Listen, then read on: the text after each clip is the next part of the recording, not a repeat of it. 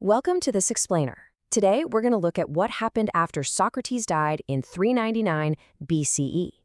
Basically, his practical teachings completely fractured into two wild, deeply fascinating, and extreme paths, both desperately seeking profound peace of mind. Let's get right into it. All right, Section 1, the Socratic split, and its two radically different interpretations. Let's kick things off with a famous, kind of legendary encounter that perfectly captures the crossroads between the ascetic beggar and the polished courtier. Picture this core tension. You've got Diogenes, the ultimate radical ascetic, washing wild lentils at a public fountain. Right then, Aristippos walks by, dressed to the nines in expensive robes, just getting back from a tyrant's palace. Diogenes spots him and throws a jab, saying, "If you had learned to be content with lentils, you would not have to flatter kings." But Aristippos doesn't miss a beat. He wittily shoots back, "And if you knew how to associate with kings, you would not have to wash lentils." It is literally the perfect setup. One path finds absolute freedom by needing absolutely nothing. The other, it finds freedom by mastering luxury. Moving on to Section 2, Cynics, freedom by subtraction, or the way of rigor and nature. So let's explore these cynics, starting with our lentil-washing friend Diogenes of Sinope. He was a disgraced exile who decided to systematically strip away literally all societal conditioning. Why? To find absolute, unshakable freedom.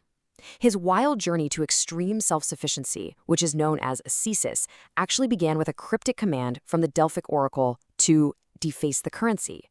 He took this in a completely philosophical way, interpreting it as a mandate to subvert societal norms. Then, one day, he's observing a simple mouse, and it hits him. Nature already provides everything we need to survive without all this human anxiety. This epiphany led him to adopt a ridiculously minimalist uniform. We're talking just a double cloak for all weather, a walking staff, and a scrap wallet. Taking it to the absolute extreme, he radically rejected domestic life altogether and actually moved into a public clay storage jar, a pithos. I mean, talk about a minimalist lifestyle, right? And what's really fascinating here is how he approached the act of begging. For Diogenes, begging wasn't a sign of desperation at all. It was a hardcore, almost militaristic, educational, and moral exercise. People notoriously caught him pleading for food from a literal stone statue. When confused onlookers asked him what on earth he was doing, he casually explained he was just practicing the art of being refused. He was methodically building up this total psychological immunity to social rejection and indifference. Which brings us perfectly to his identity. The citizens of Athens loved to throw the insult the dog, or kion in Greek, at him because of his totally shameless public behavior. But instead of getting offended, he embraced it, wore it like a badge of honor. He said he fiercely barked at hypocrites, fawned on truth seekers, and bit rascals. Makes sense, right? More profoundly, though, he boldly rejected local city-state laws by declaring himself a cosmopolitan, a citizen of the world. Now, in the ancient Greek world, that was a huge deal. It meant pledging radical loyalty to cosmic natural law over human-made legal codes. So the crucial point driving all this is his absolute war on typhos. Typhos essentially translates to smoke, or illusion. It's the mental delusion, the social pretense, the vanity that blinds humanity to what's real and natural. To combat this smoke, Diogenes pulled his most famous stunt. He notoriously walked right through the middle of crowded Athens, in broad daylight, carrying a lit, burning lantern. He loudly claimed he was searching for a genuine, honest human being. Someone completely free from the toxic illusions of social status and greed. And the guy had absolute, unwavering fearlessness. There's this incredible story where Alexander the Great, literally the ruler of the known world, stood over Diogenes while he was relaxing and offered him absolutely any favor in the world, anything he wanted. Diogenes looks up and simply replies, "Yes, stand out of my sun." It's incredible. He proved right there that the master of a physical empire had absolutely nothing of true value to offer a man who was already master of his own mind. And even extreme adversity couldn't shake this ironclad mindset. Later in life, he was captured by pirates and put on the slave block in Crete. Did he cower? Not a chance. He yelled out to the crowd of buyers, "Who wants to buy a master?" The sheer audacity. A man named Xeniades ended up buying him, and amazingly, Diogenes took complete control of his household. He trained Xeniades' sons in rigorous physical and mental resilience, proving once again that true authority comes from wisdom, not your legal status or your bank account. Now, his harsh, biting legacy didn't just end with him.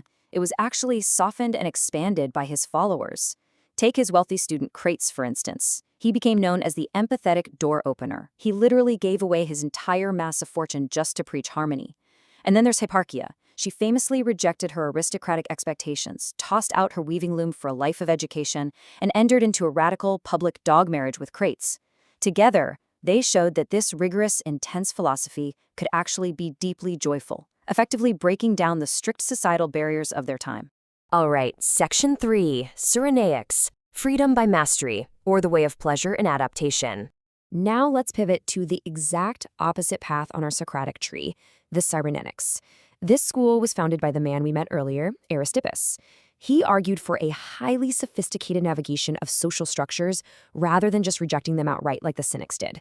He actually believed happiness is found in maximizing immediate physical pleasure, a concept known as hedone.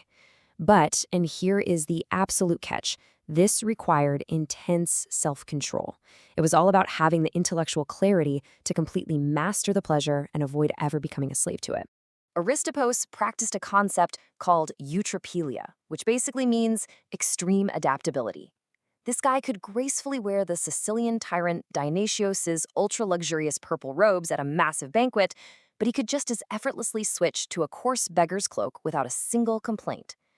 He argued that the Cynics were actually kind of weak because they could only maintain their peace of mind in poverty. The true sage, according to Aristippos, could remain perfectly self-sufficient in both luxury and hardship. He even defended his incredibly expensive relationship with the famous courtesan Laius. He laid out his core philosophy perfectly with this one quote, "I possess Laius, but she does not possess me." This totally proves that for Aristippos, true freedom wasn't about running away from luxury or temptation. Not at all. It was about absolute ownership of oneself while standing right in the middle of it. Fast forward a bit, and his grandson, Aristippos the Younger, systematized all of this even further. He argued that we only truly know our own internal sensations, so he defined human life strictly through 3 states. The ultimate goal? To maximize smooth motion, which is pleasure, avoid rough motion, which is pain, and simply recognize no motion as a completely neutral state of indifference. But as you can probably guess, maintaining pure, fleeting, momentary pleasure as your only compass proved incredibly tricky. It actually caused the school to splinter into 3 distinct branches. First, you had Theodorus, who shifted the focus away from physical pleasure to a more stable, wisdom-based joy. Then, Hegesias went entirely the other way. He became this wildly pessimistic death persuader who believed true happiness was literally impossible, so he focused solely on just avoiding pain. And thankfully, Anicetus stepped on and saved the philosophy from total nihilism by focusing instead on the altruistic joy found in social bonds and deep friendship. Section 4. The Legacy of Socratic Paths, Evolution into Stoicism and Epicureanism. Let's look at how these 2 wild, radical branches of Socratic thought shaped the broader ancient world, and how they continue to influence us today. Because despite their extreme night and day differences, both schools ultimately sought the exact same thing, autarkeia, or self-sufficiency. But their strategies were total polar opposites. The Cynic achieved freedom by aggressively subtracting all dependencies, literally stripping away wealth and comfort so they couldn't be hurt. The Cyrenaic, they achieved it through adaptation, happily enjoying the feast but keeping the iron mental discipline to walk away at any moment without a shred of regret. Over time, these extreme, highly performative lifestyles were eventually tamed into the massive philosophical systems you've probably heard of. For example, Zeno actually studied under the Cynic Crates, absorbing all that rigor to lay the foundational principles for Stoicism, which made it compatible with public service and civic duty. Meanwhile, Epicurus took the Cyrenaic focus on immediate pleasure and completely refined it into Epicureanism, a highly sophisticated system prioritizing long-term mental peace and the strict avoidance of anxiety. As we wrap up this explainer, I want to leave you with a highly practical question. When faced with the overwhelming noise, the endless consumption, and the absolute vanity of our modern world, is your personal path to peace found in aggressively subtracting your desires or in adapting to master them? It's a choice Socrates inspired over 2 millennia ago, and honestly, it's just as relevant right now.